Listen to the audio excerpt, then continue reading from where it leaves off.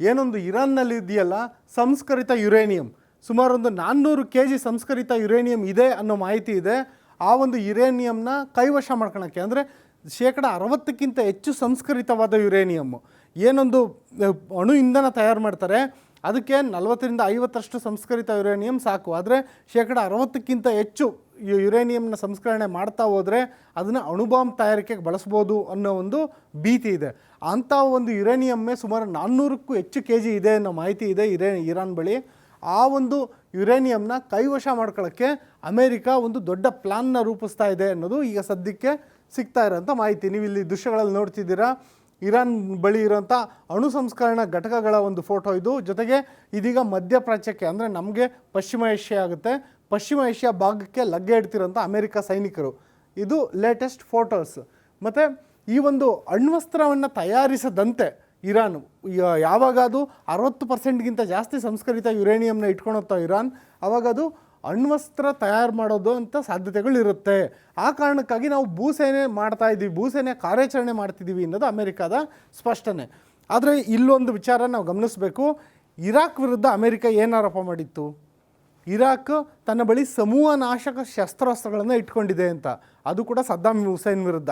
ಸದ್ದಾಮ್ ಹುಸೇನ್ನ ಹುಡುಕಾಯಿತು, ಇರಾಕ್ನಲ್ಲಿ ಏನೊಂದು ಸದ್ದಾಮ್ ಹುಸೇನ್ ಸರ್ಕಾರನ ಹಾನಿ ಮಾಡಲಾಯಿತು, ಸರ್ಕಾರನ ಕಿತ್ತೊಗೆಯಲಾಯಿತು, ಸದ್ದಾಮ್ ಹುಸೇನ್ನ ಹಿಡಿದು ವಿಚಾರಣೆ ನಡೆಸಿ ಗಲ್ಗೇರಿಸಿದ್ದು ಆಯಿತು. ಅದೆಲ್ಲ ಆಗಿ 20 ವರ್ಷಗಳೇ ಆಗೋಯ್ತು. ಇದುವರೆಗೂ ಇರಾಕ್ನಲ್ಲಿ ಆ ರೀತಿಯಾದಂಥ ಮಾಸ್ ಡಿಸ್ಟ್ರಕ್ಷನ್ ವೆಪನ್ಸ್ ಯಾವುದೂ ಸಿಕ್ಕೇ ಇಲ್ಲ. ಇದೀಗ ಅಮೇರಿಕ ಹೇಳ್ತಿರೋದು ಇರಾನ್ ಅಣ್ವಸ್ತ್ರ ತಯಾರಿಸದಂತೆ ತಡೆಯೋದಕ್ಕೆ ನಾವು ಭೂಸೇನಾ ಕಾರ್ಯಾಚರಣೆ ಮಾಡೋಕ್ಕೆ ಹೊರಟಿದ್ದೀವಿ ಅಂತ. ಅಂದರೆ ಅಮೇರಿಕ ಭೂಸೇನೆ ಕಾರ್ಯಾಚರಣೆ ಮಾಡೋದಕ್ಕೆ ಹೊರಟಿದ್ದಕ್ಕೆ ಒಂದು ರೀಸನ್ ಹೇಳ್ತಾ ಇದೆ. ಆ ರೀಸನ್ನ ವಿಶ್ವಮಟ್ಟದಲ್ಲಿ ಭಾರತೀಯರಿಂದ ಹಿಡಿದು ಇಡೀ ವಿಶ್ವದಲ್ಲಿರೋಂಥ ಜನ, ಈವನ್ ಅಮೇರಿಕಾದಲ್ಲಿರೋ ಜನ ಒಪ್ಪೋದು ಬಿಡೋದು ಅವ್ರಿಗೆ ಸೇರಿದ್ದು. ಈಗಾಗಲೇ ಅಮೇರಿಕಾದಲ್ಲಿ ನೋ ಕಿಂಗ್ಸ್ ಅನ್ನೋ ಪ್ರತಿಭಟನೆ ನಡೀತಾ ಇದೆ. ಯುದ್ಧನ ಯಾರು ಕೇಳಿ ಮಾಡ್ತಿದ್ಯಪ್ಪ ಡೊನಾಲ್ಡ್ ಟ್ರಂಪು ಅಂತ ಕೇಳಿ ಅಲ್ಲಿ ಪ್ರತಿಭಟನೆ ಮಾಡ್ತಿದ್ದಾರೆ. ಆದರೆ ಅವರು ಈ ಯುದ್ಧಕ್ಕೆ ಕೊಡ್ತಿರೋ ರೀಸನ್ ಏನಂದರೆ ಇರಾನ್ ಬಳಿ ಅಣ್ವಸ್ತ್ರ ತಯಾರಿಕೆ ಮಾಡೋಂಥ ಇದಿದೆ ಅಂತ. ಇದ್ರ ಮಧ್ಯ ಪಾಕಿಸ್ತಾನ ಎಲ್ಲರ ಮಧ್ಯದಲ್ಲಿ ತಾನು ಕಿಂಗು ಕಿಲಾಡಿ ಆಗಬೇಕು ಅಂತ ಹೊರಟಿರೋ ಪಾಕಿಸ್ತಾನ ಏನೋ ಮಧ್ಯಸ್ಥಿಕೆಯನ್ನು ವಹಿಸೋಕ್ಕೆ ಹೊರಟಿದೆ ಈ ಒಂದು ಮಾತುಕತೆಗೆ. ಈ ಮಧ್ಯಸ್ಥಿಕೆ ವಹಿಸ್ತಿದ್ರು ಕೂಡ ಈ ಸೈನ್ಯದ ಜಮಾವಣೆ ನಡೀತಾ ಇದೆ. ಈ ಹಂತದಲ್ಲಿ ಒಂದು ತಿಳ್ಕೊಬೇಕು, ಯಾರೋ ಒಬ್ಬರು ಮಧ್ಯಸ್ಥಿಕೆ ವಹಿಸ್ತೀನಿ ಅಂತ ಬಂದಿರೋ ಮಧ್ಯದಲ್ಲೂ ಕೂಡ ಸೈನ್ಯದ ಜಮಾವಣೆ ಆಗ್ತಿದೆ ಅಂದರೆ ಈ ಮಧ್ಯಸ್ಥಿಕೆ ವಹಿಸ್ತಿರೋ ರಾಷ್ಟ್ರಕ್ಕೆ ಎಷ್ಟು ಮಟ್ಟಿಗೆ ಗೌರವ ಕೊಡ್ತಿದ್ದಾರೆ, ಎಷ್ಟು ಮಟ್ಟಿಗೆ ಬೆಲೆ ಕೊಡ್ತಿದ್ದಾರೆ ಅಂತ ಯೋಚನೆ ಮಾಡಬೇಕಿಲ್ಲಿ. ಎರಡು ಮನೆ ಮಧ್ಯೆ ಜಗಳ ಆಗ್ತಿರುತ್ತೆ, ಬಿಡಿಸೋದಕ್ಕೆ ನೀವು ಹೋಗ್ತೀರಾ, ಅಂಥ ಟೈಮಲ್ಲಿ ಅವರು ನಿಮ್ಮ ಜೊತೆ ಮಾತುಕತೆಗೆ ಬರ್ತೀವಿ ಅಂತ ಹೇಳ್ಬಿಟ್ಟು ಅವನು ಒಂದು ಲಾಂಗು ಇವನೊಂದು ಮಚ್ಚು ಹಿಡ್ಕೊಂಡು ಜನಗಳನ್ನ ಸೇರಿಸ್ತಾ ಇದ್ದಾನೆ ಅಂದರೆ ಆತ ನಿಮಗೆಷ್ಟು ಬೆಲೆ ಕೊಡ್ತಿದ್ದಾನೆ ಅಂತ ಅರ್ಥ. ಅದೇ ರೀತಿಯಾಗಿದೆ ಇಲ್ಲಿ. ಪಾಕಿಸ್ತಾನ ಮಧ್ಯಸ್ಥಿಕೆ ವಹಿಸ್ತೀನಿ ಅಂತ ಹೊರಡ್ತಿದೆ, ಆದರೆ ಅದ್ರ ಮಧ್ಯೆ ಸೈನ್ಯ ಜಮಾವಣೆ ಆಗ್ತಿದೆ. ಇಸ್ರೇಲು ದಾಳಿ ಮಾಡ್ತಿದೆ, ಇರಾನು ದಾಳಿ ಮಾಡ್ತಿದೆ. ಆದರೆ ಮಾತಂತೂ ನಡೀತಾ ಇದೆ. ಎಲ್ಲಿ ನಡೆಯುತ್ತೆ ಯಾವಾಗ ಅಂತ ಗೊತ್ತಾಗ್ತಿಲ್ಲ. ಇಂಥ ಒಂದು ಸನ್ನಿವೇಶ. ಜೊತೆಗೆ ಒಂದು 3500 ಸೈನಿಕರನ್ನ ಈಗಾಗಲೇ ಅಮೇರಿಕ ಕಳಿಸಿತ್ತು. ಎಲ್ಲಿಗೆ? ಈ ಒಂದು ಪಶ್ಚಿಮ ಏಷ್ಯಾ ರಾಷ್ಟ್ರಗಳಿಗೆ, ಅದು ಗಲ್ಫ್ ದೇಶಗಳೇನಿದ್ದಾವೆ, ಬಹ್ರೇನಿಂದ ಹಿಡಿದು ಕತಾರಿಂದ ಹಿಡಿದು ಮತ್ತು ಯಾವುದೋ ಕುವೈತು, UAE, ಸೌದಿ ಅರೇಬಿಯಾ, ಅಲ್ಲೆಲ್ಲ ಒಟ್ಟು 13 ಅಮೇರಿಕ ನೆಲೆಗಳಿದ್ದಾವೆ. ಆ ನೆಲೆಗಳಿಗೆ ಇದುವರೆಗೂ 3500 ಸೈನಿಕರನ್ನ ಕಳಿಸಲಾಗಿತ್ತು. ಇದೀಗ 10,000 ಹೆಚ್ಚುವರಿ ಸೈನಿಕರನ್ನ ರವಾನೆ ಮಾಡ್ತೀನಿ ಅಂತ ಡೊನಾಲ್ಡ್ ಟ್ರಂಪು ಘೋಷಣೆ ಮಾಡಿಬಿಟ್ಟಿದ್ದಾರೆ ಇವತ್ತು. ಅಂದರೆ ಒಟ್ಟು 13,500 ಸೈನಿಕರಾಯಿತು. ಅದ್ರ ಜೊತೆಗೆ 2,500 ನೌಕಾಪಡೆ ಮರೀನ್ಸ್ ತಂಡ. ಈ ಮರೀನ್ಸ್ ತಂಡ ಏನಕ್ಕೆ ಅಂದರೆ, ಏನೊಂದು ಇರಾನ್ನಲ್ಲಿ ಕರ್ಗ್ ದ್ವೀಪ ಅಂತಿದೆ. ಇರಾನ್ನ ಮುಖ್ಯ ಭೂಮಿಯಿಂದ 15 ಕಿಲೋಮೀಟರ್ ದೂರದಲ್ಲಿ ಸಮುದ್ರದಲ್ಲಿದೆ ಕರ್ಗ್ ದ್ವೀಪ. ಈ ದ್ವೀಪವನ್ನು ಕೈವಶ ಮಾಡ್ಕೊಬೇಕು ಅಂದರೆ ಈ ಸೇನಾಪಡೆ ಬೇಕು, ಮರೀನ್ಸ್ ಬೇಕು. ಆ ಒಂದು ದ್ವೀಪಕ್ಕೆ ಮರೀನ್ಸ್ ಲಗ್ಗೆಡೋಕ್ಕೆ ಸಜ್ಜಾಗ್ತಿದ್ದಾರೆ. ಅಂದರೆ ಯುದ್ಧಕ್ಕೆ ದೊಡ್ಡ ಮಟ್ಟದಲ್ಲಿ ಅಮೇರಿಕ ಸಿದ್ಧತೆ ನಡೆಸ್ತಾ ಇದೆ. ಮಾತುಕತೆ ಒಂದು ಕಡೆ ಇದ್ದೇ ಇದೆ, ಬಟ್ ಸಿದ್ಧತೆ ನಡೆಸ್ತಿರೋದು ಈ ಥರ. ಆನಂತರ ಈ ಒಂದು ಭಾರಿ ಪ್ರಮಾಣದ ದಾಳಿ ಏನಿದೆ, ಅದು ಪಾಕಿಸ್ತಾನದಲ್ಲಿ ಮಾತುಕತೆಗೆ ದಿನಾಂಕ ನಿಗದಿ ಇನ್ನೂ ಆಗಿಲ್ಲ. ಇದ್ರ ಮಧ್ಯನೇ ಮಾತುಕತೆಗೆ ನಾವು ಸಿದ್ಧ ಅಂತ ಇರಾನ್ ಹೇಳಿದೆ. ಇದ್ರ ಮಧ್ಯನೇ ಭಾರಿ ಪ್ರಮಾಣದ ದಾಳಿಗೆ ಅಮೇರಿಕ ದೊಡ್ಡ ಮಟ್ಟದ ಸಿದ್ಧತೆ ನಡೆಸಿದೆ ಅಂತ ಈ ಒಂದು ಸೂಚನೆಗಳೇ ಸಿಗ್ತಾ ಇದ್ದಾವೆ. ಏನಂದರೆ ಏನೊಂದು ಯುದ್ಧ ನೌಕೆಗಳಿರ್ಬೋದು, ಟ್ಯಾಂಕರ್ಗಳು, ಯುದ್ಧದ ಒಂದು ವಿಮಾನಗಳಿರ್ಬೋದು, ಆನಂತರ ಅಮೇರಿಕಾದ ಪೆಂಟಗಾನ್ ಕೊಡ್ತಿರೋಂಥ ಹೇಳಿಕೆಗಳು, ಅವ್ರು ಮಾಡ್ತಿರೋಂಥ ಸಿದ್ಧತೆಗಳು, ಅಮೇರಿಕಾದ ಸೆಂಟ್ರಲ್ ಕಮಾಂಡ್ ಏನು ವಾರ್ ಕಮಾಂಡ್ ಅಂತ ಹೇಳ್ತಾರೆ, ಅದಕ್ಕೆ ಸೆಂಟ್ ಕಾಮ್ ಅಂತಾರೆ, ಆ ಸೆಂಟ್ ಕಾಮ್ ನಡೆಸ್ತಿರೋಂಥ ಸಿದ್ಧತೆ ಅವೆಲ್ಲ ನೋಡಿದ್ರೆ ಇನ್ನು ಕೆಲವೇ ದಿನಗಳಲ್ಲಿ ದೊಡ್ಡ ಮಟ್ಟದ ದಾಳಿ ಮತ್ತೆ ಶುರುವಾಗುತ್ತೆ. ಅದು ನಿಲ್ಲಲ್ಲ. ಏನು ಅಮೇರಿಕ ಸ್ವಲ್ಪ ದಿನ ಮಟ್ಟಿಗೆ ಪಾಸ್ ಕೊಟ್ಟಿತ್ತು, ಅದು ಸಂಧಾನ ಮಾತುಕತೆಗಲ್ಲ, ಇನ್ನೇನಕ್ಕೂ ಅಲ್ಲ, ಶಾಂತಿ ಮಾತುಕತೆಗಲ್ಲ, ಅದು ಪಾಸ್ ಕೊಟ್ಟಿದ್ದು ಇನ್ನೂ ಹೆಚ್ಚುವರಿ ಸೈನಿಕರನ್ನು ಜಮಾವಣೆ ಮಾಡೋದಕ್ಕೆ ಅನ್ನೋ ರೀತಿ ಕಂಡು ಬರ್ತಾ ಇದೆ ಸನ್ನಿವೇಶ. ಆನಂತರ USS ಅಬ್ರಾಮ್ ಲಿಂಕನ್ ಈಗಾಗಲೇ ಇತ್ತು, ಅದು ಈಗ ಸದ್ಯದ ಮಟ್ಟಿಗೆ ಮೆಡಿಟರೇನಿಯನ್ ಸಾಗರದಲ್ಲಿ ಇದೆ ಅಂತ ಹೇಳಲಾಗ್ತಿದೆ. ಅದರ ನಿಖರ ಲೊಕೇಶನ್ ಗೊತ್ತಿಲ್ಲ. USS ಗೆರಾಲ್ಡ್ ಫೋಲ್ಡ್ ಏನಿತ್ತು ಅದು ವೆನೆಜುವೆಲಾದಿಂದ ಅರಬ್ಬಿ ಸಮುದ್ರದ ಕಡೆಗೆ ಬಂದಿತ್ತು. ಆನಂತರ ಕೆಂಪು ಸಮುದ್ರದ ಬಳಿ ಅದು ಹಾದು ಹೋಗುವಾಗ ಆ ಸಮಯದಲ್ಲಿ ಅದಕ್ಕೆ ಬೆಂಕಿ ತಗಲಿ ಇವಾಗ ಅದು ಗ್ರೀಸಲ್ಲಿ ರಿಪೇರಿಗೆ ಹೋಗಿದೆ. ಹಂಗಾಗಿ ಆ ಜಾಗಕ್ಕೆ USS ಟ್ರಿಪೋಲಿನ ತೊಗೊಂಬರಲಾಗಿದೆ. ಅದು ಕೂಡ ಒಂದು ದೊಡ್ಡ ಯುದ್ಧ ನೌಕೆ. ಅದರಲ್ಲೂ ಕೂಡ ಸುಮಾರು 3500ಕ್ಕೂ ಹೆಚ್ಚು ಸಿಬ್ಬಂದಿ ಇರ್ತಾರೆ. ಆ ಒಂದು ಟ್ರಿಪೋಲಿ ಒಂದು ಯುದ್ಧ ನೌಕೆನ ತಗೊಂಡು ಬಂದಿದ್ದಾರೆ ಅನ್ನೋ ಮಾಹಿತಿ ಸಿಗ್ತಾ ಇದೆ. ಒಟ್ಟಿನಲ್ಲಿ ಮಾತುಕತೆ ಅನ್ನೋದು ಎಲ್ಲಾದರೂ ಇರಲಿ, ಯುದ್ಧ ಸಿದ್ಧತೆಗೆ ಯಾವುದೇ ರೀತಿಯಂಥ ಅಡ್ಡಿ ಆತಂಕ ಇಲ್ಲ ಅನ್ನೋದು ಸದ್ಯದ ಮಟ್ಟಿಗೆ ಕಂಡು ಬರ್ತಿರೋ ವಾತಾವರಣ. ಇದ್ರ ಜೊತೆಯಲ್ಲಿ 4 ರಿಂದ 6 ವಾರ ಸುದೀರ್ಘ ಕಾರ್ಯಾಚರಣೆ ಬೇಕಾಗಕ್ಕೆ ಏನು ಬೇಕೋ ಎಲ್ಲ ಸಿದ್ಧತೆಗಳನ್ನು ಅಮೆರಿಕ ಮಾಡ್ಕೊತಿದೆ. ಅಂದರೆ ಮುಂದಿನ 1 ತಿಂಗಳು ಅಥವಾ 1.5 ತಿಂಗಳು ಈ ಯುದ್ಧನ ಮುಂದುವರ್ಸೋದಕ್ಕೆ ಏನೆಲ್ಲ ತಮ್ಮಲ್ಲಿ ಸಾಮಗ್ರಿಗಳು ಬೇಕು, ಏನೆಲ್ಲ ಸಿದ್ಧತೆಗಳಾಗಬೇಕು ಅದಕ್ಕೆ ತಯಾರಿ ಮಾಡ್ಕೊತಾ ಇದೆ. ಫಾರ್ ಎಕ್ಸಾಂಪಲ್ 1ನೇ ತಾರೀಕೆ ಯುದ್ಧ ಶುರುವಾಯಿತು, ಏಪ್ರಿಲ್ 1ನೇ ತಾರೀಕು. ಜನಗಳನ್ನ ಏನು ಇಡೀ ಪ್ರಪಂಚನೇ ಫೂಲ್ ಮಾಡ್ತಾ ಇದ್ದಾರೆ ಡೊನಾಲ್ಡ್ ಟ್ರಂಪು ಗಂಟೆಗೆ ಒಂದು ಹೇಳಿಕೆ ಕೊಟ್ಕೊಂಡು. ಹಂಗಾಗಿ ಏಪ್ರಿಲ್ 1ರಿಂದನೇ ದಾಳಿ ಆರಂಭ ಆದ್ರೂ ಅಚ್ಚರಿ ಏನಿಲ್ಲ. ಆ ಏಪ್ರಿಲ್ 1ರ ಒಂದು ದಾಳಿ ಏನಿದೆ, ಆ ದಾಳಿ ಶುರುವಾಯಿತು ಏಪ್ರಿಲ್ 1ಕ್ಕೆ ಅಂದರೆ ಏಪ್ರಿಲ್ ಅಂತ್ಯದವರೆಗೂ ಅಥವಾ ಮೇ ಮಧ್ಯಭಾಗದವರೆಗೂ ಈ ಒಂದು ಯುದ್ಧವನ್ನು ನಡೆಸೋದಕ್ಕೆ ಏನೇನು ಬೇಕೋ ಎಲ್ಲ ರೀತಿಯ ಸಿದ್ಧತೆಗಳನ್ನು ಈಗಾಗಲೇ ಅಮೆರಿಕ ಮಾಡ್ಕೊತಿದೆ ಅನ್ನೋದು ಮಾಹಿತಿ ಸಿಗ್ತಾ ಇದೆ. ಜೊತೆಯಲ್ಲೇ ಇರಾನ್ದೇನೊಂದು ಕ್ಷಿಪಣಿ ಮತ್ತು ಡ್ರೋನ್ ದಾಳಿ ಸಾಮರ್ಥ್ಯ ಏನಿದೆ ಇರಾನ್ದು, ಅದು 90% ಕುಸಿದಿದೆ ಅಂತ ಅಮೆರಿಕ ಹೇಳ್ತಿರೋದು, ಬೇರೆ ಯಾರೂ ಅಲ್ಲ, ಅಮೆರಿಕ ಹೇಳ್ತಿರೋದು. ಇಲ್ಲಿ ಒಂದು ಸಣ್ಣ ಒಳಸುಳಿ ಕೂಡ ಇದೆ. ಏನಂದರೆ ಈ ಒಂದು ಡ್ರೋನ್ ಮತ್ತು ಕ್ಷಿಪಣಿ ದಾಳಿನ ಇರಾನ್ ತನ್ನಲ್ಲಿ ಸಂಗ್ರಹ ಖಾಲಿಯಾಗಿದೆ ಅಂತೇಳ್ಬಿಟ್ಟು 90% ಅಷ್ಟು ಕಡಿಮೆ ಮಾಡಿದೆಯೋ ಅಥವಾ ಅಮೇರಿಕ ಬಂದಾಗ ಬೇಕಾಗುತ್ತೆ ಅಂತ ಉಳಿಸ್ಕೊತಾ ಇದೆಯೋ ಅಥವಾ ತನ್ನಲ್ಲಿ ಇದ್ದರೂ ಕೂಡ ಯಾವುದೇ ರೀತಿಯಾದಂಥ ಈಗ ನಾವು ಯುದ್ಧ ಮಾಡೋದು ಬೇಡ, ಅಮೇರಿಕ ಒಂದು ಕದನ ಕಣಕ್ಕೆ ಇಳಿಲಿ, ಆನಂತರ ಜೊತೆಗೆ ನಮ್ಮ ಪ್ರೊಡಕ್ಷನ್ ಕೂಡ ಇನ್ಕ್ರೀಸ್ ಮಾಡ್ಕೊಳ್ಳೋಣ ಅಂತ ಹೇಳ್ಬಿಟ್ಟು ಇರಾನ್ ತಂತ್ರಗಾರಿಕೆ ಮಾಡ್ತಿದೆಯೋ ಗೊತ್ತಿಲ್ಲ. ಒಟ್ಟಿನಲ್ಲಿ 90% ಕುಸಿದಿದೆ ಅಂತ ಅಮೆರಿಕ ಹೇಳ್ತಿದೆ. ಆದರೆ ಈ ವಾದವನ್ನು ಇರಾನ್ ಒಪ್ತಿಲ್ಲ. ಜೊತೆಗೆ ಇಸ್ರೇಲ್ ಮೇಲೆ ನಡೀತಿದೆಯಲ್ಲ ಒಂದು ಕ್ಲಸ್ಟರ್ ಬಾಂಬ್ ದಾಳಿಗಳು ಕ್ಷಿಪಣಿಗಳ ಮೂಲಕ, ಒಂದು ಕ್ಷಿಪಣಿ 6 ಬಂದರೆ ಅದರಿಂದ 100 ಬಾಂಬ್ಗಳು ಚದುರಿ ಬೀಳೋ ರೀತಿಯಾದಂಥ ಕ್ಲಸ್ಟರ್ ಕ್ಷಿಪಣಿಗಳನ್ನ ಏನು ಪ್ರಯೋಗ ಮಾಡ್ತಿದೆಯಲ್ಲ ಇರಾನ್, ಆ ಕ್ಷಿಪಣಿಗಳ ಪ್ರಮಾಣ ಅಂತೂ ಕಡಿಮೆ ಆಗಿಲ್ಲ. ಹಂಗಾಗಿ ಅಮೆರಿಕಾದ ಈ ವಾದನ ಎಷ್ಟು ಮಟ್ಟಿಗೆ ಒಪ್ಪಬೇಕು, ಜೊತೆಗೆ ಇದು ಅಮೆರಿಕ ವಾದ ಒಂದು ರೀತಿಯಾದಂಥ ಮಾನಸಿಕ ಯುದ್ಧ ತಂತ್ರನ ಗೊತ್ತಿಲ್ಲ. ಒಟ್ಟಿನಲ್ಲಿ ಈ ರೀತಿ ಅಮೆರಿಕ ಒಂದು ಭಾವನೆ ಮಾಡಿ ಇಟ್ಕೊಂಡಿದೆ, ಏನಂದರೆ ಅವ್ರ ಹತ್ರ ಕ್ಷಿಪಣಿ ಮತ್ತು ಡ್ರೋನ್ ಖಾಲಿ ಆಗ್ತಿದೆ ಅಂತ. ಅದೆಷ್ಟು ಮಟ್ಟಿಗೆ ಸತ್ಯ ಅನ್ನೋದು ಅಮೆರಿಕ ದಾಳಿ ಆರಂಭಿಸಿದ ಮೇಲೆ ಗೊತ್ತಾಗುತ್ತೆ.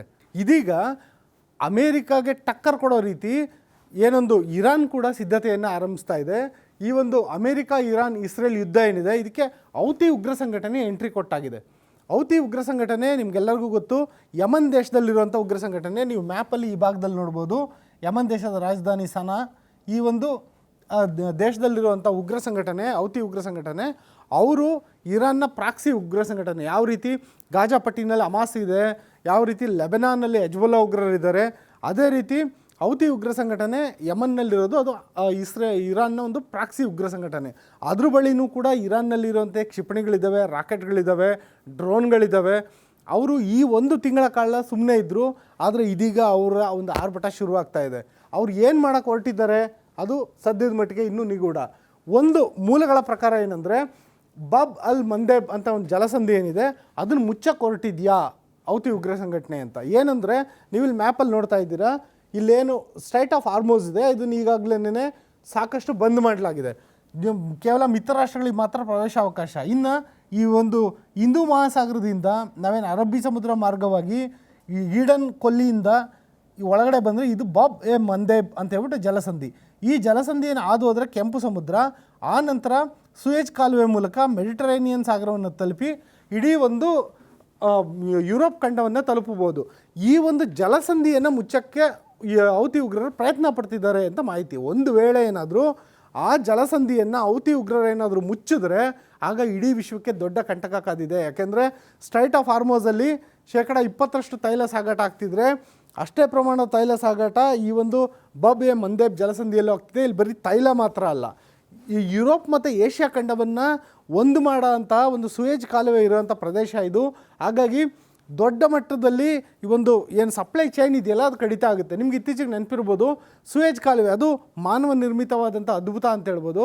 ಆ ಒಂದು ಕಾಲುವೆ ಸ್ವಲ್ಪ ದಿನದ ಮಟ್ಟಿಗೆ ಮುಚ್ಚೋಗಿತ್ತು. ಯಾಕೆಂದರೆ ಯಾವುದೋ ಒಂದು ಹಡಗು ನೇರವಾಗಿ ಸಾಗಬೇಕಾಗಿರೋದು ಅಡ್ಡಡ್ಡ ಆಗಿಬಿಟ್ಟಿತ್ತು. ಆ ಕಾರಣದಿಂದಾಗಿ ಒಂದು ವಾರಗಳ ಕಾಲ ಹಡಗುಗಳ ಸಂಚಾರದಲ್ಲಿ ವ್ಯತ್ಯಯ ಆಗಿತ್ತು, ಕೋಟ್ಯಾಂತರ ಡಾಲರ್ ನಷ್ಟ ಆಗಿತ್ತು. ಇಂಥದ್ದ ಒಂದು ಸಂದರ್ಭದಲ್ಲಿ ಆ ಒಂದು ಜಲಸಂಧಿಗೆ ಹೋಗುವಂಥ ಮಾರ್ಗವನ್ನೇ ಏನಾದ್ರೂ ಈ ಹೌತಿ ಉಗ್ರರು ಕಟ್ ಮಾಡಿದ್ರೆ ಅವಾಗ ಏನೆಲ್ಲ ಆಗ್ಬೋದು. ಜೊತೆಗೆ ಹಡಗುಗಳ ಮೇಲೆ ದಾಳಿ ನಡೆಸಿದ್ರೆ ಕೋಟ್ಯಾಂತರ ರೂಪಾಯಿ ನಷ್ಟ ಆಗುತ್ತೆ, ಜೊತೆಗೆ ಬೇರೆ ಹಡಗುಗಳ ಸಾಗಾಟಕ್ಕೆ ತೊಂದರೆ ಎದುರಾಗುತ್ತೆ. ಈ ಒಂದು ಭೀತಿ ಈಗ ಸದ್ಯದ ಮಟ್ಟಿಗೆ ನೆಲೆಸಿದೆ.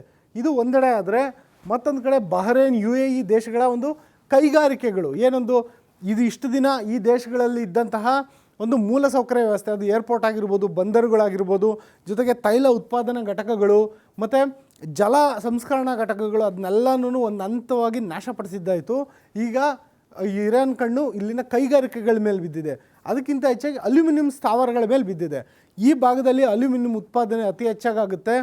ಇದೀಗ ಈ ಸ್ಥಾವರಗಳ ಮೇಲೆ ಇರಾನ್ ದಾಳಿ ಮಾಡೋದ್ರಿಂದಾಗಿ ವಿಶ್ವಮಟ್ಟದಲ್ಲಿ ಅಲ್ಯೂಮಿನಿಯಂ ರೇಟು ವಿಪರೀತ ಹೆಚ್ಚಾಗ್ತಾ ಇದೆ.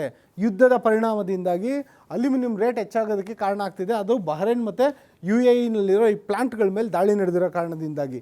ಇದು ಈ ಕ್ಷಣದ ಒಂದು ದೊಡ್ಡ ಸುದ್ದಿ ಅಂತ ಹೇಳ್ಬೋದು. ಜೊತೆಯಲ್ಲೇ ಈ ಅಮೆರಿಕ ಮತ್ತು ಇಸ್ರೇಲ್ ಏನು ಮಾಡ್ತು, ತಾವು ದಾಳಿ ನಡೆಸೋ ಸಮಯದಲ್ಲಿ ತೆಹರಾನ್ನಲ್ಲಿರುವಂಥ ಒಂದು ಸೈನ್ಸ್ ಆ್ಯಂಡ್ ಟೆಕ್ನಾಲಜಿ ಇನ್ಸ್ಟಿಟ್ಯೂಟ್ ಮೇಲೆ ದಾಳಿ ನಡೆಸ್ತು.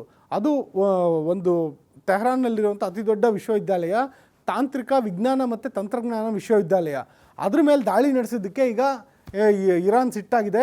ಏನೊಂದು ಅಮೆರಿಕ ಮತ್ತು ಇಸ್ರೇಲ್ನ ನಂಟು ಇರೋವಂಥ, ಸಹಭಾಗಿತ್ವ ಇರೋವಂಥ ಶಿಕ್ಷಣ ಸಂಸ್ಥೆಗಳು ಕೊಲ್ಲಿ ದೇಶಗಳಲ್ಲಿ ಎಲ್ಲೇ ಇರಲಿ ಅದನ್ನೆಲ್ಲ ಉಳಿಸಿ ಮಾಡಬೇಕು ಅಂತ ತೀರ್ಮಾನ ಮಾಡಿದ್ದಾರೆ. ಅಂದರೆ ಸ್ಥಾವರಗಳಾಯಿತು, ವಿದ್ಯುತ್ ಸ್ಥಾವರಗಳಾಯಿತು, ತೈಲ ಸ್ಥಾವರಗಳಾಯಿತು, ಬಂದರುಗಳಾಯಿತು, ಏರ್ಪೋರ್ಟ್ ಆಯಿತು, ಇದೀಗ ಎಜುಕೇಷನಲ್ ಇನ್ಸ್ಟಿಟ್ಯೂಟ್ಗಳ ಮೇಲೂ ದಾಳಿ ನಡೀತಾ ಇದೆ, ಕೈಗಾರಿಕೆಗಳ ಮೇಲೆ ದಾಳಿ ನಡೀತಾ ಇದೆ. ಅಂದರೆ ಏನೊಂದು ಮೂಲ ಸೌಕರ್ಯ ಇದೆ, ಏನು ಒಂದು ದೇಶದ ಪಿಲ್ಲರ್ಗಳಂತ ಏನು ಕರೀತಾರೆ, ಆ ಎಲ್ಲದ್ರ ಮೇಲೂ ನಿರಂತರವಾಗಿ ದಾಳಿ ಮಾಡೋದಕ್ಕೆ ಇರಾನ್ ಪ್ಲ್ಯಾನ್ ಮಾಡ್ತಾ ಇದೆ. ಅದು ಕೂಡ ಅಮೆರಿಕ ಮತ್ತು ಇಸ್ರೇಲ್ ಮೇಲಿರೋ ಸಿಟ್ಟಿಗೆ ಅದು ಕೊಲ್ಲಿ ದೇಶಗಳನ್ನ ಗುರಿಯಾಗಿಸಿ ದಾಳಿ ನಡೆಸೋಕ್ಕೆ ಮುಂದಾಗ್ತಾ ಇದೆ. ಇದಲ್ಲದೆ ಇಸ್ರೇಲ್, ಕುವೈತ್, ಸೌದಿ ಅರೇಬಿಯಾ ಮೇಲೆ ಇರಾನ್ನ ಕ್ಷಿಪಣಿಗಳು ಯಾವ ರೀತಿ ಆರ್ಭಟಿಸ್ತಿದ್ದಾವೆ ಅಂತ ಹೇಳ್ಬಿಟ್ಟು ನೀವು ಇಲ್ಲಿ ಫೋಟೋಗಳಲ್ಲಿ ನೋಡ್ಬೋದು. ಒಂದು ಕ್ಷಿಪಣಿ ಅಂತೂ ಇದು ಇಸ್ರೇಲ್ನಲ್ಲಿ ಬಂದು ಬಿದ್ದಿರೋಂಥ ಕ್ಷಿಪಣಿ. ಈ ಕ್ಷಿಪಣಿ ಬಂದು ನೆಲದಾಳಕ್ಕೆ ಬಂದು ಸಿಲುಕಿದೆ, ಇದು ಸ್ಫೋಟಗೊಂಡಿಲ್ಲ. ಅದು ಅದೃಷ್ಟವಶಾತ್ ಅಂತ ಹೇಳ್ಬೋದು. ಈ ರೀತಿಯಾದಂಥ ಘಟನೆಗಳು ಸರ್ವೇ ಸಾಮಾನ್ಯ ಅಂತಾಗಿದೆ. ಆಗಸ್ಟ್ದಲ್ಲಿ ಒಂದು ರೀತಿ ದೀಪಾವಳಿ ಹಬ್ಬದ ಟೈಮಲ್ಲಿ ನಾವೆಲ್ಲ ಆಕಾಶದಲ್ಲಿ ರಾಕೆಟ್ಗಳನ್ನ ನೋಡ್ತೀವಲ್ಲ, ಆ ರೀತಿಯಾದಂಥ ಸನ್ನಿವೇಶ ಇದೀಗ ಅಲ್ಲಿ ಇಸ್ರೇಲಲ್ಲಿ ಸೃಷ್ಟಿಯಾಗಿದೆ. ಇದಲ್ಲದೆ ಇಸ್ರೇಲ್ ಕೂಡ ಏನು ಸುಮ್ಮನೆ ಇಲ್ಲ, ಇರಾನ್ ಮೇಲೆ ದಾಳಿಗಳನ್ನೇ ಮಾಡ್ತಿದೆ. ಅದು ಕೂಡ ಏನೊಂದು ಇಸ್ರೇಲ್ನ ವಾಯುಪಡೆ ಇದೆ, ಅದು IRGCಯ ಅಂದರೆ ಇರಾನ್ ರೆವಲ್ಯೂಷನರಿ ಗಾರ್ಡ್ ಕಾರ್ಪ್ಸ್ ಅಂತ ಏನು ಕರೀತಾರೆ, ಇರಾನ್ ಸೇನೆಯ ಕಮಾಂಡ್ಗಳ ಒಂದು ಪ್ರಮುಖ ಕಚೇರಿಗಳೇನಿದೆ ಅದನ್ನು ನೆಲೆಯಾಗಿಸಿ, ಅದನ್ನು ಗುರಿಯಾಗಿಸಿ ದಾಳಿ ನಡೀತಾ ಇದೆ. ಅದರಲ್ಲೂ ಕೂಡ ಡ್ರೋನ್ ಉಡಾವಣಾ ಕೇಂದ್ರಗಳು ಮತ್ತು ಕ್ಷಿಪಣಿ ಉಡಾವಣಾ ಕೇಂದ್ರಗಳೇನಿದ್ದಾವೆ ಅದನ್ನು ಟಾರ್ಗೆಟ್ ಮಾಡಿ ಅದ್ರ ಮೇಲೆ ನಿರಂತರ ದಾಳಿ ನಡೀತಾ ಇದೆ. ಮತ್ತು ಈ ದಾಳಿಗಳಿಗೆ ಇಂಟಿಗ್ರೇಷನ್ ಆಗ್ತಾ ಇದೆ. ಅಂದರೆ ಕೃತಕ ಬುದ್ಧಿಮತ್ತೆ ತಂತ್ರಜ್ಞಾನ ಏನಿದೆ ಅದನ್ನು ಕೂಡ ಬಳಸಿಕೊಳ್ಳಲಾಗ್ತಿದೆ. ಆ ಮೂಲಕ ದಾಳಿಯನ್ನು ಸಂಘಟಿಸಲಾಗ್ತಿದೆ.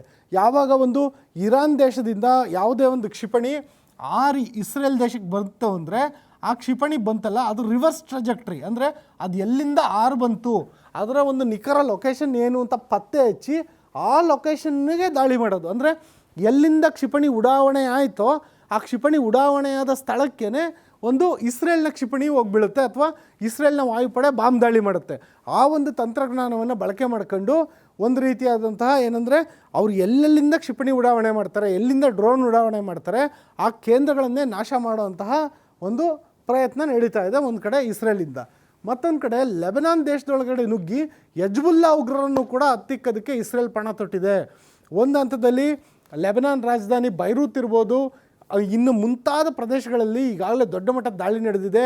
ವೈಟ್ ಫಾಸ್ಫರಸ್ ಬಾಂಬ್ಗಳನ್ನ ಪ್ರಯೋಗ ಮಾಡಲಾಗಿದೆ. ಅಂದರೆ ಇದು ಬಿಳಿ ರಂಜಕ ಅಂತ ಕರೀತಾರೆ. ಈ ಬಾಂಬ್ಗಳನ್ನ ಪ್ರಯೋಗ ಮಾಡಿದ್ರೆ ಅದು ವಾತಾವರಣಕ್ಕೆ, ಅಂದರೆ ಆಮ್ಲಜನಕ ಜೊತೆ ಬೆರೀತಿದ್ದಂಗೆ ಅದು ಸುಮಾರು 500 ಡಿಗ್ರಿಗೂ ಹೆಚ್ಚು ತಾಪಮಾನ ಉಂಟು ಮಾಡಿ ಮನುಷ್ಯರ ದೇಹ ಇರಲಿ ಲೋಹಗಳನ್ನೇ ಕೂಡ ಕರಗಿಸೋವಂಥ ಉಷ್ಣತೆಯನ್ನು ರಿಲೀಸ್ ಮಾಡುತ್ತೆ. ಅಂಥ ಬಾಂಬ್ಗಳನ್ನ ಹಾಕಲೇಬಾರ್ದು, ಅದು ವಿಶ್ವಸಂಸ್ಥೆ ನಿರ್ಬಂಧಿಸಿದೆ. ಅಂಥ ಬಾಂಬ್ಗಳ್ನೂ ಕೂಡ ಇಸ್ರೇಲ್ ಆಗ್ತಿದೆ ಲೆಬನಾನ್ ಮೇಲೆ ಅನ್ನೋ ಮಾಹಿತಿ ಸಿಗ್ತಾ ಇದೆ. ಇದಾದರೂ ಕೂಡ ಹೆಜ್ಬುಲ್ಲಾ ಉಗ್ರರು ಪದೇ ಪದೇ ಇಸ್ರೇಲ್ ಮೇಲೆ ದಾಳಿ ನಡೆಸ್ತಾ ಇದ್ದಾರೆ. ಯಾಕೆಂದರೆ ಈ ಹೆಜ್ಬುಲ್ಲಾ ಉಗ್ರರು ಇರಾನ್ನ ಪ್ರಾಕ್ಸಿ. ಅದೇ ಕಾರಣದಿಂದಾಗಿ ಇವ್ರ ವಿರುದ್ಧ ತಿರುಗಿ ಬಿದ್ದಿದೆ. ಇದೀಗ ಏನು ಮಾಡಿದ್ದಾರೆ, ಹೆಜ್ಬುಲ್ಲಾ ಉಗ್ರ ಸಂಘಟನೆ ಲೆಬನಾನ್ನಲ್ಲಿ ಒಂದು ರಾಜಕೀಯ ಪಕ್ಷನೂ ಇದೆ, ಹೆಜ್ಬುಲ್ಲಾ ಅಂತ. ಆ ಒಂದು ರಾಜಕೀಯ ಪಕ್ಷದ ಮುಖ್ಯಸ್ಥರು ಈಗ ಭಾರತ ಸೇರಿದಂತೆ ಅಂತಾರಾಷ್ಟ್ರೀಯ ಸಮೂಹದ ಮೊರೆ ಹೋಗ್ತಿದ್ದಾರೆ. ಭಾರತದ ಮಧ್ಯಸ್ಥಿಕೆಯಲ್ಲಿ ಈ ಒಂದು ಯುದ್ಧ ನಿಲ್ಲಿಸಿ ಅಂತ. ಶುರು ಮಾಡಿದ್ಯಾರು? ನಿಲ್ಸೋದಕ್ಕೆ ಭಾರತ ಯಾಕೆ ಬರಬೇಕು ಗೊತ್ತಿಲ್ಲ. ನಮ್ಮ ವಿದೇಶಾಂಗ ಇಲಾಖೆ ಇದಕ್ಕೆ ಯಾವ ರೀತಿ ಸ್ಪಂದಿಸುತ್ತೆ ಅಂತ ಗೊತ್ತಿಲ್ಲ. ಆದರೆ ಹೆಜ್ಬುಲ್ಲಾ ಭಾರತಕ್ಕೆ ಮೊರೆ ಇಟ್ಟಿರೋದಂತೂ ನಿಜ.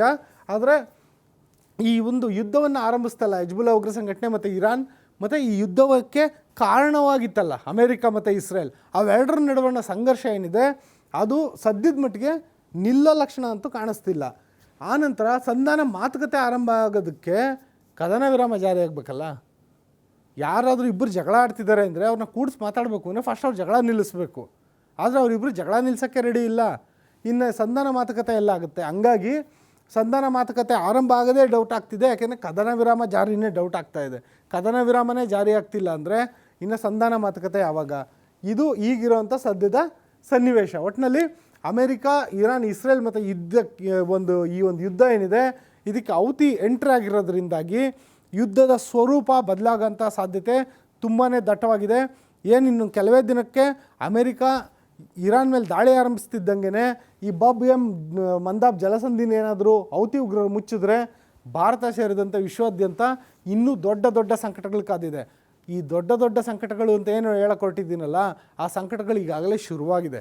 ಏನೆಲ್ಲ ಸಂಕಟಗಳು ಶುರುವಾಗಿದೆ ನಿಮಗಂತೂ ನಮಗಂತೂ ಗೊತ್ತು. ಭಾರತದಲ್ಲಿ LPG ಶಾರ್ಟೇಜು, ಪೆಟ್ರೋಲ್ ಡೀಸೆಲ್ಲು ಸದ್ಯಕ್ಕೆ ಮಟ್ಟಿಗೆ ರೇಟ್ ಜಾಸ್ತಿ ಮಾಡಲ್ಲ ಅಂತೇನೋ ಗೌರ್ಮೆಂಟ್ ಹೇಳಿದೆ. ಮುಂದೆ ಹೆಂಗೋ ಗೊತ್ತಿಲ್ಲ. ಏನೊಂದು ಯುದ್ಧದ ಎಫೆಕ್ಟು ಯಾವ್ಯಾವ ರೀತಿ ಹೊಡಿತಾ ಇದೆ ಅಂತ, ಯಾವ್ಯಾವ ರೀತಿ ಎಫೆಕ್ಟು ಭಾರತಕ್ಕೆ ಆಗ್ತಾ ಇದೆ, ಜೊತೆಗೆ ವಿಶ್ವದ ಬೇರೆ ಬೇರೆ ರಾಷ್ಟ್ರಗಳಿಗೆ ಯಾವ್ಯಾವ ರೀತಿ ಎಫೆಕ್ಟ್ ಆಗ್ತಿದೆ ಅಂತ ನಾನು ನಿಮಗೆ ಸಮಗ್ರವಾಗಿ ವಿವರಿಸ್ತೀನಿ. ಕೆಲವೊಂದು ರಾಷ್ಟ್ರಗಳಲ್ಲಂತೂ ತುಂಬ ವಿಚಿತ್ರವಾದ, ತುಂಬ ಡಿಫ್ರೆಂಟ್ ಆಗಿರೋಂಥ ಕ್ರಮಗಳನ್ನ ಕೈಗೊಂಡಿದ್ದಾರೆ. ಸರ್ಕಾರ ಮಾಡಿರೋ ಆದೇಶಗಳು ಹಿಂಗೆಲ್ಲ ಆದೇಶ ಮಾಡ್ಬೋದಾ ಅನ್ನೋ ರೀತಿ ಕೂಡ ಇದೆ. ಅದೇನೇನು ಅಂತ ಒಂದೊಂದಾಗಿ ವಿವರಿಸ್ತೀನಿ. ಮೊದಲಿಗೆ ನೋಡೋದಾದರೆ, ಯುದ್ಧಕ್ಕೆ ಅಮೇರಿಕ ಮತ್ತೆ ತಯಾರಿ ಮಾಡ್ತಿದೆ, ಇನ್ನೇನು ಕೆಲವೇ ದಿನಗಳಲ್ಲಿ ದಾಳಿ ಮಾಡುತ್ತೆ ಅನ್ನೋ ಮಾಹಿತಿ ಸಿಕ್ಕಿದ್ದೇ ತಡ ಪ್ರತಿ ಬ್ಯಾರಲ್ ತೈಲ ಬೆಲೆ ಏನಿದೆ ಅದು ಈಗಾಗಲೇ $100 ದಾಟಿತ್ತು. ಈಗ ಅದು $116 ಏರಿಕೆ ಆಗಿದೆ. ಪ್ರತಿ ಬ್ಯಾರಲ್ನ ಒಂದು ತೈಲದ ಬೆಲೆ, ಕಚ್ಚಾ ತೈಲದ ಬೆಲೆ. ಜೊತೆಗೆ LPG ಅಂತೂ ಅಲಭ್ಯತೆ ಇಲ್ಲ. LPG ದರ ಕೂಡ ಸಹಜವಾಗಿಯೇ ಒಂದು ಅಂತಾರಾಷ್ಟ್ರೀಯ ಮಾರುಕಟ್ಟೆಯಲ್ಲಿ ಹೆಚ್ಚಾಗಿದೆ. ಅದ್ರ ಜೊತೆಗೆ ಭಾರತೀಯ ಶೇರ್ ಮಾರ್ಕೆಟ್ ಏನಿದೆಯಲ್ಲ, ಇವತ್ತು ಆರಂಭ ಆಗ್ತಿದ್ದಂಗೆನೇ ಭಾರಿ ಕುಸಿತ ಕಾಣ್ತು. ನಿನ್ನೆ ಶೇರ್ ಮಾರ್ಕೆಟ್ ರಜಾ ಇತ್ತು. ಇವತ್ತು ಆರಂಭ ಆಗ್ತಿದ್ದಂಗೆ ಆರಂಭದಲ್ಲೇ 900 ಪಾಯಿಂಟ್ಸ್ ಕುಸಿತ ಕಾಣ್ತು. ನಿಫ್ಟಿ ಕೂಡ 50ಕ್ಕೂ ಹೆಚ್ಚು ಅಂಕಗಳ ಕುಸಿತ ಕಾಣ್ತು ಆರಂಭದಲ್ಲೇನೆ. ದಿನದಂತ್ಯಕ್ಕೆ ಏನಾಗುತ್ತೆ ನೋಡಬೇಕು, ಅದು ಭಾರಿ. ಆದರೆ ಒಂದಂತೂ ಖಂಡಿತ, ದಿನದಂತ್ಯಕ್ಕೂ ಕೂಡ ಅದು ಕುಸಿತದ ಹಾದಿಯಲ್ಲೇ ಸಾಗುವಂಥ ಎಲ್ಲ ಲಕ್ಷಣಗಳು ಇದ್ದಾವೆ. ಇದು ಒಂದು ಎಫೆಕ್ಟ್ ಆದರೆ ಭಾರತಕ್ಕೆ. ಮತ್ತೊಂದು, ತೈಲ ಬೆಲೆ ಏರಿಕೆ ಆಗ್ತಿದ್ದಂಗೆ ಚಿನ್ನದ ದರದಲ್ಲಿ ಅಲ್ಪ ಕುಸಿತ. ಅಂದರೆ ಯಾವಾಗ ಯುದ್ಧ ಶುರುವಾಯಿತು, ತೈಲ ಬೆಲೆ ಏರಿಕೆ ಆಯಿತು, ಆವಾಗ ಚಿನ್ನದ ದರದಲ್ಲಿ ನಿಧಾನ ಕುಸಿತ ಇದೆ. ಇವತ್ತಿನ ಮಟ್ಟಿಗೆ, ಇವತ್ತು ಬೆಳಗ್ಗಿನ ಮಾಹಿತಿಯ ಪ್ರಕಾರ 1 ಗ್ರಾಮ್ ಚಿನ್ನಕ್ಕೆ ₹1 ಕುಸಿತ ಕಂಡಿದೆ. ಅಂದರೆ ಈ ಕುಸಿತ ಇನ್ನಷ್ಟು ಜಾಸ್ತಿ ಆಗುತ್ತೆ ಅನ್ನೋ ಒಂದು ಮಾಹಿತಿ ಮಾರ್ಕೆಟಲ್ಲಿ ಕೇಳಿಬರ್ತಾ ಇದೆ. ಯಾಕೆಂದರೆ ತೈಲ ಬೆಲೆ ಏರಿಕೆ ಆಗ್ತಿದ್ದಂಗೆನೇ ಚಿನ್ನದಲ್ಲಿ ಕುಸಿತ ಆಗೋದು ಸಹಜ. ಆ ರೀತಿಯಾದಂಥ ಕುಸಿತ ಕಂಡುಬರ್ತಿದೆ ಅನ್ನೋದು ವಿಶ್ಲೇಷಕರ ಒಂದು ಅಭಿಮತ. ಜೊತೆಗೆ ರಸಗೊಬ್ಬರ ಕೊರತೆ ಉಂಟಾಗ್ತಾ ಇದೆ. ಏನಕ್ಕೆ ಅಂದರೆ, ರಸಗೊಬ್ಬರ ತಯಾರಿಕೆಗೆ ಬೇಕಾಗಿರೋದು ಇದೇ ಪೆಟ್ರೋಲಿಯಂ ಕಚ್ಚಾ ಉತ್ಪನ್ನಗಳು. ಈ ಒಂದು LPG ತಯಾರಿಕೆಗೆ ಪ್ರೊಫೈನ್ ಮತ್ತು ಬ್ಯೂಟೈನ್ ಅಂತ 2 ಅನಿಲಗಳನ್ನೇನು ಬಳಸ್ತಾರೆ, ಆ ಅನಿಲಗಳಿಂದ ಒಂದು ಪೆಟ್ರೋಕೆಮಿಕಲ್ಸ್ಗೂ ಬೇಕಾಗುತ್ತೆ. ಜೊತೆಗೆ ರಸಗೊಬ್ಬರ ಸೇರಿದಂತೆ ಪ್ರಮುಖ ಏನೊಂದು ಉತ್ಪನ್ನಗಳಿಗೆ ಮೂಲ ವಸ್ತುವಾಗಿ ಬಳಕೆ ಆಗುತ್ತೆ. ಅದು ಯೂರಿಯಾ ಇರ್ಬೋದು, DAP ಇರ್ಬೋದು, ಆ ರೀತಿ ರಸಗೊಬ್ಬರಗಳಿಗೆ ನಮ್ಮ ಇಂಡಿಯಾಗೂ ಬೇಕು ರಸಗೊಬ್ಬರ. ಏನಕ್ಕೆ ಅಂದರೆ ಇನ್ನೇನು ಬೇಸಿಗೆ ಶುರುವಾಗಿದೆ, ಇನ್ನು ಸ್ವಲ್ಪ ದಿನಕ್ಕೇ ಮಳೆಗಾಲ ಶುರುವಾಗುತ್ತೆ. ಮೇ ಎಂಡ್ ಅಥವಾ ಜೂನ್ ಅಷ್ಟೊತ್ತಿಗೆ. ಆ ಟೈಮ್ ಒಳಗಡೆ ರಸಗೊಬ್ಬರ ಸ್ಟಾಕ್ ಇಟ್ಕೊಬೇಕಾಗುತ್ತೆ. ನಮ್ಮ ರೈತರಿಗೆ ಯೂರಿಯಾ ಬೇಕು, DAP ಬೇಕು, ಈ ರೀತಿಯಾದಂಥ ಹಲವಾರು ಸಾರಜನಕ, ರಂಜಕ, ರಸಗೊಬ್ಬರಗಳ ಸಂಗ್ರಹ ಬೇಕು. ಆ ಸಂಗ್ರಹ ಮಾಡ್ಕೊಬೇಕು ಅಂದರೆ ಈಗಾಗಲೇ ರಸಗೊಬ್ಬರ ಕೊರತೆ ಉಂಟಾಗಿರೋದ್ರಿಂದ ಆಸ್ಟ್ರೇಲಿಯಾದಲ್ಲಿ ಗೋಧಿ ಉತ್ಪಾದನೆ ಕಡಿಮೆ ಆಗಿದೆ. ಅಂದರೆ ಮುಂದಿನ ದಿನಗಳಲ್ಲಿ, ಮುಂದಿನ ಮಳೆಗಾಲಕ್ಕೆ ನಾವು ಕೃಷಿ ಆರಂಭ ಮಾಡೋಂಥ ಸಮಯಕ್ಕೆ ನಮಗೂ ರಸಗೊಬ್ಬರ ಕೊರತೆ ಉಂಟಾಗುತ್ತಾ? ಸದ್ಯದ ಮಟ್ಟಿಗೆ ಕೇಂದ್ರ ರಸಗೊಬ್ಬರ ಸಚಿವಾಲಯ ಹೇಳ್ತಿರೋದು ಆ ಥರ ಏನು ಪ್ರಾಬ್ಲಮ್ ಇಲ್ಲ ಅಂತ. ಆದರೆ ಗೊತ್ತಿಲ್ಲ. ಯಾಕೆಂದರೆ ಯುದ್ಧ ಆರಂಭಕ್ಕೂ ಮೊದಲು ನಮ್ಮಲ್ಲಿ ತೈಲ ಅಭಾವ ಇಲ್ಲ, ಅನಿಲ ಅಭಾವ ಇಲ್ಲ ಅಂತಲೇ ಹೇಳಲಾಗ್ತಿತ್ತು. ಆದರೆ ದೊಡ್ಡ ಮಟ್ಟದಲ್ಲಿ ಇವತ್ತು LPG ಅಭಾವ ಕಂಡು ಬಂದಿದೆ. ಸದ್ಯದ ಮಟ್ಟಿಗೆ ಭಾರತ ಹೇಳ್ತಿರೋದು ನಮ್ಮಲ್ಲಿ ರಸಗೊಬ್ಬರ ಕೊರತೆ ಇಲ್ಲ ಅಂತ. ಆದರೆ ಎಷ್ಟು ಮಟ್ಟಿಗೆ ಆ ಕೊರತೆ ತುಂಬೋದಕ್ಕೆ ಸರ್ಕಾರ ಇದುವರೆಗೂ ಪ್ರಯತ್ನ ಪಟ್ಟಿದೆ ಅದ್ರ ಬಗ್ಗೆ ಮಾಹಿತಿ ಇನ್ನಷ್ಟು ಬೇಕಾಗುತ್ತೆ. ಆದರೆ ಇದೇ ರೀತಿಯಾದಂಥ ಪರಿಣಾಮ ಆಸ್ಟ್ರೇಲಿಯಾದಲ್ಲಿ ಈಗಾಗಲೇ ಆಗಿದೆ, ರಸಗೊಬ್ಬರ ಕೊರತೆ. ಹಂಗಾಗಲಿ ಗೋಧಿ ಉತ್ಪಾದನೆ ಕಡಿಮೆ ಆಗಿದೆ. ಇನ್ನು ವಿದ್ಯುತ್ ಉಳಿಸೋದಕ್ಕೋಸ್ಕರ ದಕ್ಷಿಣ ಕೊರಿಯಾ, ಈ ಸೌತ್ ಕೊರಿಯಾ, ನೀವು ಕೆ ಸೀರೀಸ್ ಎಲ್ಲ ನೋಡ್ತಿರಲ್ಲ ಸಾಮಾನ್ಯವಾಗಿ, ಒಂದು ನೆಟ್ಫ್ಲಿಕ್ಸ್ ಇರ್ಬೋದು, ಅಮೆಝಾನ್ ಪ್ರೈಮ್ ಇರ್ಬೋದು, ಅದರಲ್ಲೆಲ್ಲ ಅಂಥ ಕೆ ಸೀರೀಸ್ ತಯಾರು ಮಾಡೋ ದಕ್ಷಿಣ ಕೊರಿಯಾದಲ್ಲಿ ಸ್ನಾನಕ್ಕೆ ಕಡಿಮೆ ನೀರು ಬಳಸ್ರಪ್ಪ ಅಂತ ಹೇಳಿದ್ದಾರೆ. ಯಾಕೆಂದರೆ ಆ ಜಲ ಉತ್ಪಾದನೆಗೂ ವಿದ್ಯುತ್ ಬೇಕು, ಜೊತೆಗೆ ಅದನ್ನು ನೀರನ್ನ ಬಿಸಿ ಮಾಡೋದಕ್ಕೂ ವಿದ್ಯುತ್ ಬೇಕು. ಹಂಗಾಗಿ ವಿದ್ಯುತ್ ಉತ್ಪಾದನೆಯನ್ನು ನಾವು ವಿದ್ಯುತ್ ಬಳಕೆಯನ್ನು ಕಡಿಮೆ ಮಾಡೋದ್ರ ಮೂಲಕ ಈ ರೀತಿಯಾದಂಥ ಒಂದು ಪರಿಹಾರ ಕ್ರಮಗಳನ್ನು ಕೈಗೊಳ್ಳಬೇಕು ಅನ್ನೋ ಮುಂದಾಗಿದೆ. ಇನ್ನು ಥೈಲ್ಯಾಂಡಲ್ಲಿ ಏನು ಮಾಡಿದ್ದಾರೆ, AC ವಿದ್ಯುತ್ ಉಳಿಸೋದಕ್ಕೆ ಅರ್ಧ ತೋಳಿನ ಶರ್ಟ್ ಧರಿಸಿ ಅಂತ ಹೇಳಿದ್ದಾರೆ. ಥೈಲ್ಯಾಂಡಲ್ಲಿ ಭಾರತದಂಗೆನೇ ಒಂದು ಸ್ವಲ್ಪ ಬಿಸಿಲು ಜಾಸ್ತಿ, ಹಂಗಾಗಿ ಫುಲ್ ಸ್ಲೀವ್ ಶರ್ಟ್ ಹಾಕ್ಕೊಂಡ್ರೆ AC ಜಾಸ್ತಿ ಬೇಕಾಗುತ್ತೆ, ಆಫ್ ಸ್ಲೀವ್ಸ್ ಹಾಕ್ಕೊಳ್ಳಿ, ಒಂದು ಸ್ವಲ್ಪ ಗಾಳಿ ಆಡುತ್ತೆ, AC ಕಡಿಮೆ ಬೇಕಾಗುತ್ತೆ ಅಂತ. ಇವೆಲ್ಲ ಒಂದಂತಕ್ಕೆ ಫನ್ನಿ ಅನ್ನಿಸ್ಬೋದು, ಆದರೆ ಈ ರೀತಿಯಾದಂಥ ಒಂದು ಆದೇಶಗಳನ್ನು ಮಾಡಲಾಗಿದೆ. ಜೊತೆಗೆ ಫಿಲಿಪೈನ್ಸ್ ಏನಿದೆ ಅದರಲ್ಲಿ ಆ ದೇಶದಲ್ಲಿ ಎಲಿವೇಟರ್ ಮತ್ತು ಲಿಫ್ಟ್ ಬಳಕೆಯನ್ನು ಕಡಿಮೆ ಮಾಡಿ ಅಥವಾ ಕೆಲವೊಂದು ಕಡೆ ಮಾಡಲೇಬೇಡಿ ಅಂತ ಹೇಳಿದ್ದಾರೆ. ಕೇವಲ ವಯಸ್ಸಾದವ್ರಿಗೆ ಮಾತ್ರ ಎಲಿವೇಟರ್ ಬಳಕೆ ಮಾಡೋದಕ್ಕೆ ಮತ್ತು ಲಿಫ್ಟ್ ಬಳಕೆ ಮಾಡೋದಕ್ಕೆ ಹೇಳಲಾಗ್ತಿದೆ. ಯಾರು ಯುವ ಜನತೆ ಇದ್ದಾರೆ ಅವ್ರಿಗೆ ನೀವು ಲಿಫ್ಟ್ ಬಳಕೆ ಮಾಡಬೇಡ್ರಪ್ಪ ಅಂತ ಹೇಳಿದ್ದಾರೆ. ಇನ್ನು ಏನೊಂದು ವಾರಕ್ಕೆ 5 ದಿನ ಮಾತ್ರ ಅಗತ್ಯ ವಸ್ತುಗಳನ್ನು ಬಳಸಿ ಅಂತ ಹೇಳ್ಬಿಟ್ಟು ಈಜಿಪ್ಟ್ ದೇಶದಲ್ಲಿ ಸೂಚನೆ ಕೊಡಲಾಗಿದೆ. ಏನೊಂದು ಇಸ್ರೇಲ್ನ ಪಕ್ಕದಲ್ಲಿರುವಂಥ ದೇಶ, ಸುಯೇಜ್ ಕಾಲುವೆಯ ಪಕ್ಕದಲ್ಲಿರುವಂಥ ಈಜಿಪ್ಟ್ ದೇಶದಲ್ಲಿ ವಾರಕ್ಕೆ 5 ದಿನ ಮಾತ್ರ ಶಾಪಿಂಗ್, ಅಂದರೆ ಶಾಪಿಂಗ್ ಕಾಂಪ್ಲೆಕ್ಸ್ಗಳನ್ನ ಓಪನ್ ಮಾಡೋದು ಅಂಥ ಸಮಯದಲ್ಲೇ. ಜೊತೆಗೆ ಏನು ಅಗತ್ಯ ವಸ್ತುಗಳಿದ್ದಾವೆ ಅದನ್ನು ಜನ ವಾರದಲ್ಲಿ 5 ದಿನ ಖರೀದಿ ಮಾಡಲಿ. ಈ ಮೂಲಕ ಒಂದು ಸ್ವಲ್ಪ ವಿದ್ಯುತ್ ಉಳಿಸ್ಬೋದು ಮತ್ತು ಅಗತ್ಯ ವಸ್ತುಗಳನ್ನು ಬೇಕಾದಾಗ ಸಿಗುತ್ತೆ ಅನ್ನೋ ಒಂದು ಲಭ್ಯತೆಯನ್ನು ಕೂಡ ಒಂದು ಸರ್ಕಾರ ಮಾಡಿಟ್ಟಿದೆ. ಅಂದರೆ ನೀವು ಸಿಗೋದೇ ಇಲ್ವೇನೋ ಅಂತ ಮುಗಿಬೀಳ್ಬೇಡಿ, ವಾರದಲ್ಲಿ 5 ದಿನ ಸಿಕ್ಕೇ ಸಿಗುತ್ತೆ ಅಂತ. ಈ ರೀತಿಯಾದಂಥ ವ್ಯವಸ್ಥೆನ ಈಜಿಪ್ಟ್ ಮಾಡಿದೆ. ಇನ್ನು ಬಾಂಗ್ಲಾದೇಶದ ಕತೆ ಅಂತೂ ಒಂದು ರೀತಿ ಮೂರಾ ಬಟ್ಟೆ ಅಂತ ಹೇಳ್ಬೋದು. ಯಾಕೆಂದರೆ ಅಲ್ಲಿ ತಯಾರು ಮಾಡೋದೇ ಬಟ್ಟೆ, ಜವಳಿ ಉತ್ಪನ್ನ. ಆ ಜವಳಿ ಉತ್ಪನ್ನ ತಯಾರೇನೋ ಮಾಡಿದ್ದಾರೆ, ಆದರೆ ಅದನ್ನು ಎಕ್ಸ್ಪೋರ್ಟ್ ಮಾಡಬೇಕಲ್ಲ, ಆಗ್ತಿಲ್ಲ. ಹಂಗಾಗೋದು ಬಂದರಿನಲ್ಲೇ ಉಳ್ಕೊಂಡಿದೆ, ಏರ್ಪೋರ್ಟಲ್ಲೇ ಲಾಟ್ ಬಟ್ಟೆ ಉಳ್ಕೊಂಡಿದೆ. ಅದು ದೊಡ್ಡ ಸಂಕಟ ಎದುರಾಗಿದೆ. ಇನ್ನು UAE, ಕತಾರ್ ಏನು 2 ದೇಶಗಳಿದ್ದಾವೆ, ಅಲ್ಲಿ ಕಾರ್ಗೋ ಹಬ್ ಸಮಸ್ಯೆ ಉಂಟಾಗಿದೆ. ಕಾರ್ಗೋ ಹಬ್ ತುಂಬ ಇಂಪಾರ್ಟೆಂಟ್, ಯಾಕೆಂದರೆ ಅಲ್ಲಿ ದೊಡ್ಡ ಐಸ್ ಪ್ಲಾಂಟೇಶನ್, ಅಂದರೆ ಏನೊಂದು ಶೀತಲೀಕರಣ ಘಟಕಗಳಿರ್ತವೆ, ಅದರಲ್ಲಿ ಔಷಧಿಗಳನ್ನ ಇಟ್ಟಿರ್ತಾರೆ. ಅದರಲ್ಲೂ ಕೂಡ ಏನೊಂದು ಕ್ಯಾನ್ಸರಿಗೆ ಬೇಕಾದಂಥ ಕೆಲವೊಂದು ಔಷಧಿಗಳು ಅತ್ಯಂತ ಡೀಪ್ ಫ್ರೀಸಲ್ಲಿ ಇರಬೇಕಾಗುತ್ತೆ. ಆ ಔಷಧಿಗಳನ್ನು ಸಾಗಾಟ ಮಾಡೋಕ್ಕಾಗ್ತಿಲ್ಲ ಈ ಒಂದು ಕಾರ್ಗೋ ಹಬ್ ಸಮಸ್ಯೆ ಆಗಿರೋದ್ರಿಂದಾಗಿ. ಹಂಗಾಗಿ ಭಾರತ ಸೇರಿದಂತೆ ಹಲವು ರಾಷ್ಟ್ರಗಳಲ್ಲಿ ಕ್ಯಾನ್ಸರ್ ಔಷಧದ ಒಂದು ಅಲಭ್ಯತೆ ಉಂಟಾಗ್ಬೋದು ಅನ್ನೋ ಒಂದು ಭೀತಿ ಎದುರಾಗಿದೆ. ಇದು ಭಾರಿ ಡೇಂಜರಸ್ ಇದು. ಆದರೆ ಸದ್ಯದ ಮಟ್ಟಿಗೆ ಯುದ್ಧದಿಂದಾಗಿ ಎಲ್ಲವನ್ನು ತಡ್ಕೊಳ್ಬೇಕಾಗಿದೆ. ಮತ್ತು ಪೆಟ್ರೋಕೆಮಿಕಲ್ಸ್ ಅಲಭ್ಯತೆ ಏನಿದೆಯಲ್ಲ, ಆ ಪೆಟ್ರೋಕೆಮಿಕಲ್ಸ್ ಎಷ್ಟು ಇಂಪಾರ್ಟೆಂಟು ಅಂದರೆ ನಮ್ಮ ಮನೆಯಲ್ಲಿ ಬಳಸೋ ಪೇಂಟಿಂದ ಹಿಡಿದು ನಮ್ಮ ಕೈಯಲ್ಲಿ ಹಿಡ್ಕೊಳ್ಳೋ ಬ್ರಷ್ವರೆಗೂ ಪ್ರತಿಯೊಂದಕ್ಕೂ ಪೆಟ್ರೋಕೆಮಿಕಲ್ಸ್ ಬೇಕು.